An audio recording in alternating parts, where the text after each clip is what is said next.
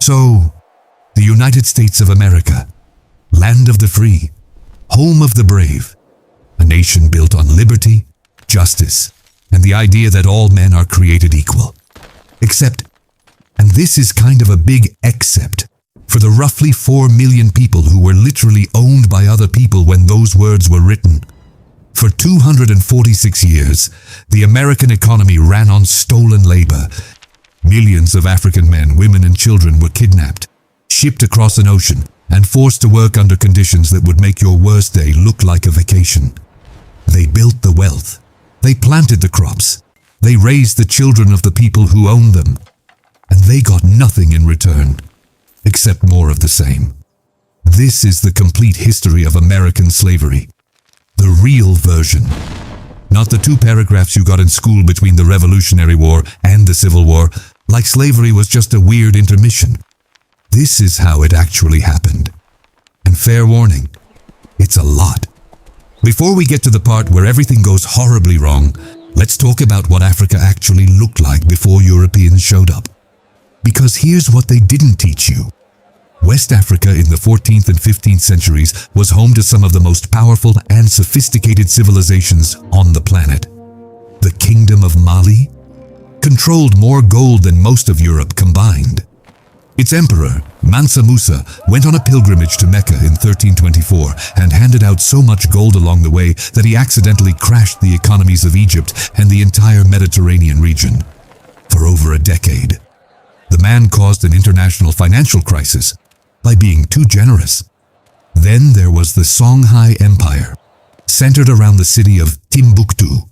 And no, Timbuktu was not just a funny word people used to mean the middle of nowhere. It was a real city with a real university, Sankore, where scholars studied astronomy, mathematics, law, and medicine. While much of Europe was still figuring out basic sanitation, Timbuktu had a functioning academic institution. The Kingdom of Benin, in what is now Nigeria, was famous for its bronze artwork, its military, and its political systems. These were not primitive villages. These were organized, thriving, powerful nations. So what changed? In the 15th century, Portuguese explorers started sailing down the West African coast. They were looking for gold. They found something they considered even more profitable: people. In 1444, the first large shipment of enslaved Africans arrived in Lagos, Portugal. It was a small event at the time, but it lit a fuse that would burn for 400 years.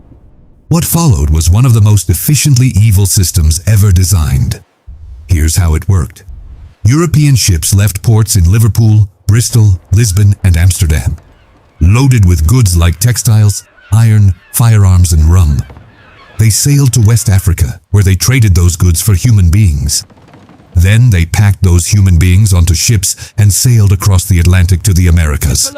Once there, the ships were loaded with sugar, tobacco, cotton, and rice, and sent back to Europe. 3 legs, 3 profits, every single one built on the backs of kidnapped people. Between 1526 and 1867, approximately 12.5 million Africans were forced onto slave ships. About 10.7 million made it to the other side alive. The rest, somewhere between 1.2 and 2.4 million people, did not. The middle leg of this triangle, the voyage from Africa to the Americas, was called the Middle Passage. And it was exactly as terrible as it sounds. Captives were chained together below deck, packed into spaces so tight that they couldn't sit up straight.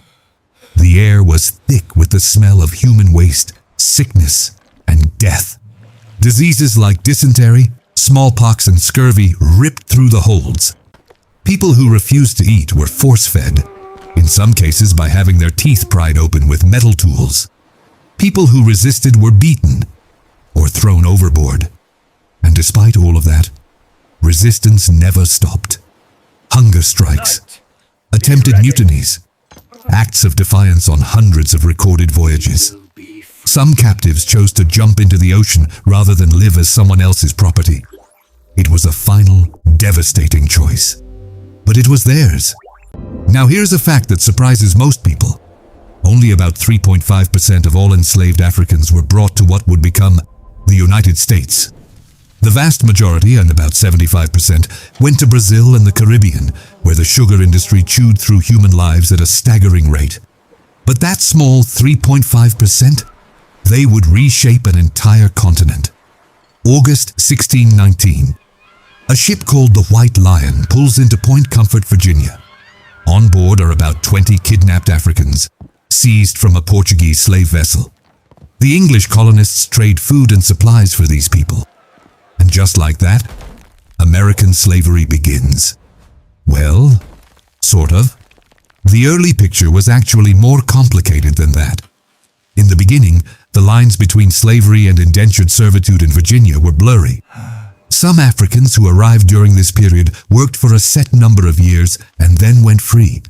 A few of them even did pretty well for themselves.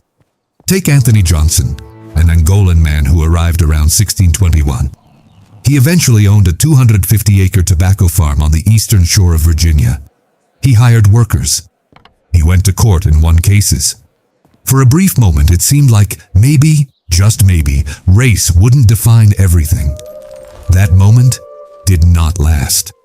As tobacco became big business, the demand for cheap labor exploded, and colonial lawmakers decided to make sure that labor stayed cheap and permanent. In 1641, Massachusetts became the first colony to formally legalize slavery. In 1662, Virginia passed a law that said the status of a child follows the status of the mother. Meaning, if your mother was enslaved, you were enslaved. Automatically, no matter who your father was. That single law changed everything. It turned slavery from a temporary condition into a permanent, inherited one. You were born into it, and so were your children, and their children, forever. Then, in 1676, something happened that terrified the ruling class. Bacon's Rebellion, an uprising where poor white laborers and enslaved black people fought together against the colonial elite. Side by side, the powerful looked at that alliance and thought, we can never let this happen again. So they created new laws specifically designed to separate poor whites from black people. They gave white laborers just enough privilege, just enough status, to make them feel different from the people they worked alongside. Divide and rule. It worked. By 1705, the Virginia slave codes made it all official. Enslaved people were legally defined as property. They could be bought, sold, mortgaged, and inherited, like a house or a horse. They had no legal rights, no standing in court, no claim to their own children. The machine was built, and it was built to run forever. By the mid-1700s, slavery was the beating heart of the Southern economy. Tobacco ran Virginia and Maryland. Rice and indigo fueled South Carolina and Georgia. But the crop that turned everything up to 11? Cotton. In 1793, a guy named Eli Whitney patented a device called the cotton gin. It did one simple thing. It separated cotton fibers from their seeds, and it changed the entire economic equation of the South. Before the cotton gin, processing cotton was slow and expensive. After it, cotton could be grown profitably everywhere, from Alabama to Mississippi to Texas. The Deep South became one giant cotton factory. And what does a giant cotton factory need? Workers. Millions of them. Working for free. Even after the United States officially banned the importation of enslaved Africans in 1808, the domestic slave trade exploded to fill the gap. Enslaved people were transported across state lines and sold at markets like livestock. The internal trade became one of the most profitable industries in the entire country. Slavery wasn't just part of the economy. It was the economy. And at the center of it all was the plantation. The day started before sunrise. A bell or a horn would sound, and enslaved men, women, and children were marched into the fields. They worked 12 to 16 hours a day, picking cotton, cutting sugarcane, planting rice, all by hand in brutal heat under the watch of overseers who carried whips and weren't afraid to use them. But the cruelty went way beyond hard labor. Families were torn apart as a matter of routine. A mother sold away from her children. A husband auctioned off to a buyer 500 miles away. These weren't rare events. They were standard business practice. The auction block was one of the most feared places in the enslaved world.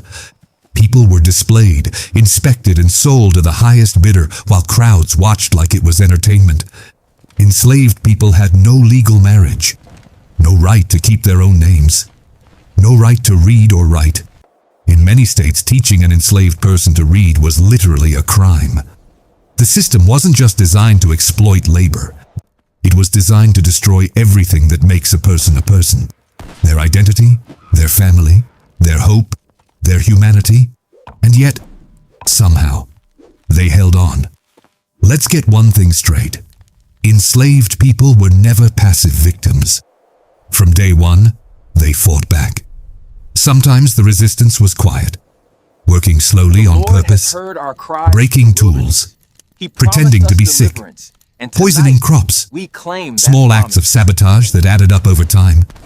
And sometimes the resistance was anything but quiet. September 9th, 1739. A group of about 20 enslaved people near the Stono River in South Carolina walked into a store, took the weapons, and killed the shopkeepers. Then they started marching south, toward Spanish Florida, where the Spanish crown had made an extraordinary promise. Any enslaved person who reached Florida would be set free. The group grew to nearly 100. For a few terrifying hours, it looked like the whole system might crack. But a white militia intercepted them. The uprising was crushed, and the response from the government was swift. The Negro Act of 1740 banned enslaved people from growing their own food, gathering in groups, or learning to read. The message was clear. Even thinking about freedom would be punished. Nearly a century later, in August 1831, an enslaved preacher named Nat Turner decided he had received a sign from God. Not a metaphorical sign, a literal one. A solar eclipse. Turner gathered followers and launched the most significant slave revolt in American history, striking across Southampton County, Virginia, over 2 days. The rebellion was put down. Turner was captured, tried, and executed. But the shockwave it sent through the South was enormous. New laws were piled on. Restrictions tightened. Fear consumed slaveholding communities for years.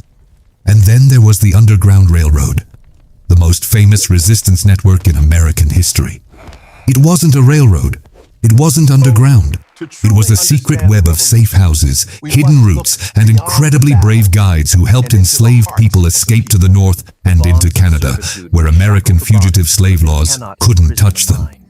The most legendary conductor? Harriet Tubman.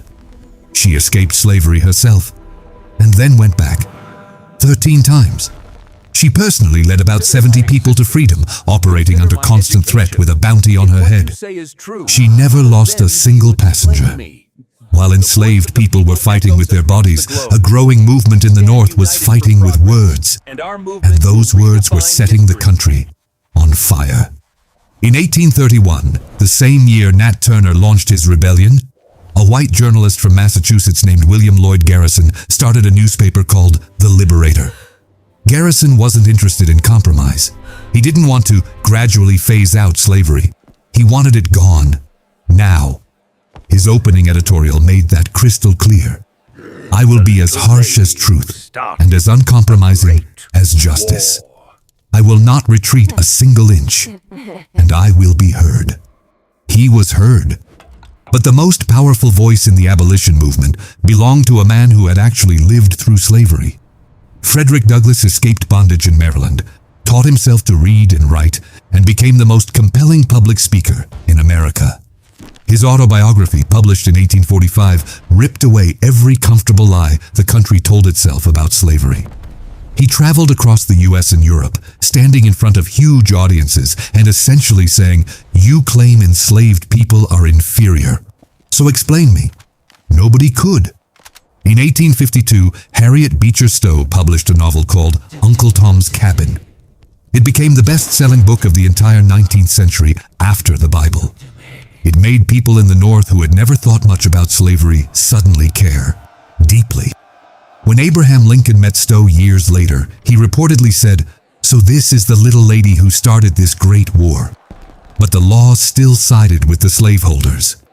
In 1857, the Supreme Court delivered one of its worst decisions ever. Dred Scott versus Sanford. The ruling said that black people, whether enslaved or free, were simply not citizens.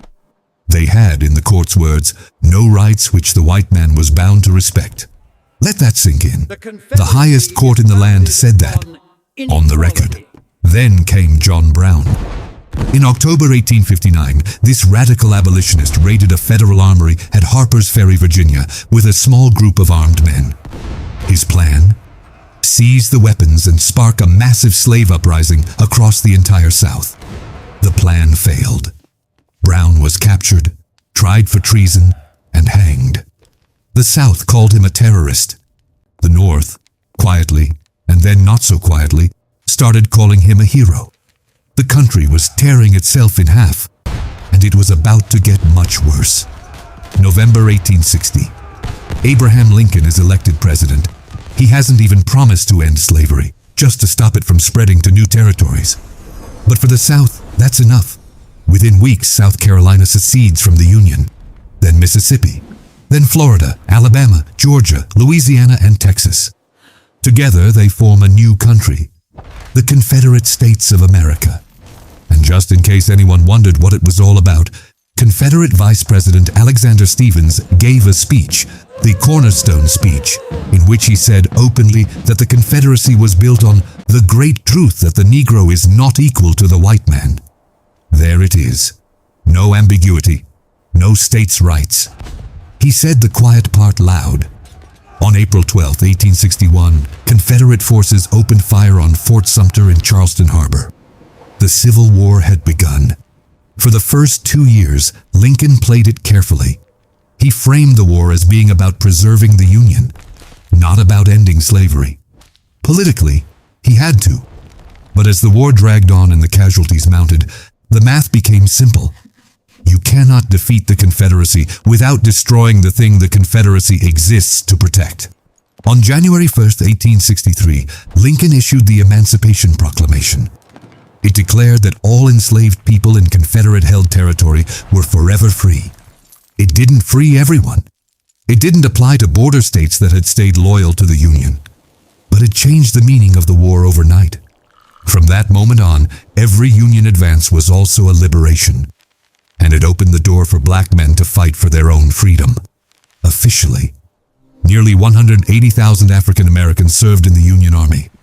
Among the most famous was the 54th Massachusetts Infantry, one of the first black regiments. They fought with extraordinary courage, most memorably in the assault on Fort Wagner in July 1863. They took devastating losses, but they proved something that should never have needed proving. Black men would fight and die for freedom. The war ended in April 1865. Confederate General Robert E. Lee surrendered at Appomattox Courthouse. The Confederacy was finished. On December 6, 1865, the 13th Amendment was ratified. 43 words that ended 246 years of legalized human trafficking. Neither slavery nor involuntary servitude, except as a punishment for crime, shall exist within the United States. 4 million people were finally legally free. But here's the thing about freedom. It doesn't travel fast when people don't want it to. In Texas, the most remote slaveholding state, enslaved people had no idea the war was over. Their enslavers knew. They just didn't mention it. They squeezed every last day of free labor out of the people they held, because apparently even the end of a war and a constitutional amendment weren't enough to stop the greed. It wasn't until June 19, 1865, more than 2 months after Lee's surrender, that Union soldiers arrived in Galveston, Texas, and read General Order No. 3 out loud, "All slaves are free." Picture that moment. People who had been property their entire lives, hearing those words for the first time. Some wept. Some fell to their knees. Some just walked off the plantation that day, carrying nothing but the knowledge that they would never be owned again. That date became Juneteenth. It's now a federal holiday. But freedom without land, money, education, or protection is, let's be honest, freedom on paper. The period that followed was called Reconstruction, and for a brief moment, It was extraordinary. The 14th Amendment gave citizenship to all people born in the U.S. The 15th Amendment gave black men the right to vote. Formerly enslaved people were elected to state legislatures, even to the United States Congress. It was for a few years what America always claimed to be, and then it was destroyed. White supremacist groups, the Ku Klux Klan being the most notorious, launched campaigns of terror across the South. Voter intimidation, economic threats, violence.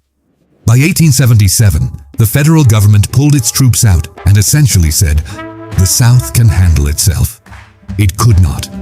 What came next was Jim Crow, a system of racial segregation and oppression that would last for nearly another 100 years. The chains were gone, but the architecture of control was not. Here's what most people don't fully grasp. The effects of slavery didn't end with the 13th Amendment. They just changed form. The wealth that enslaved labor created built Wall Street. It built the American banking system. It funded some of the country's most prestigious universities. The cotton picked by enslaved hands made the United States one of the richest nations on earth and powered the Industrial Revolution in Britain. The people who did the work, they received nothing. No land, no compensation, no apology, for generations.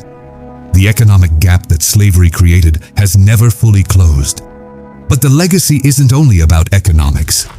The music, language, spiritual traditions, and art of enslaved African Americans became the foundation of American culture itself. Gospel, jazz, blues, rock and roll. All of it traces back to people who were denied almost everything, except the ability to create something beautiful out of almost nothing. And the political legacy? It's still playing out, right now. The debates over voting rights, criminal justice, economic inequality, and racial identity that define American public life today are direct descendants of decisions made in 1662, 1705, 1857, and 1877. This is not ancient history. People who were born into slavery in the United States survived well into the 20th century, some into the 1970s. Their children lived to see the civil rights movement, and their grandchildren are alive today, watching this video.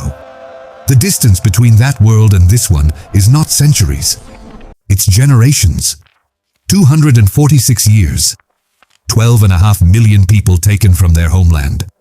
4 million held in bondage when freedom finally came. These aren't just numbers on a screen. They're real people. Mothers, fathers, children, thinkers, builders, artists, fighters. Every single one of them had a name. Every single one had a life that mattered. And every single one deserves to be remembered, not as a footnote in someone else's story, but as the central figures in one of the most important stories ever told. The history of American slavery is not comfortable. It's not simple. And it's not finished. But it has to be known. Because you can't honestly build a future if you don't honestly face the past. And this, their story, is where that starts. If this changed how you think about history, even a little, hit subscribe. Share it with someone who needs to hear it. And stay for the next one. Because the history they didn't teach you, that's exactly the history that matters most.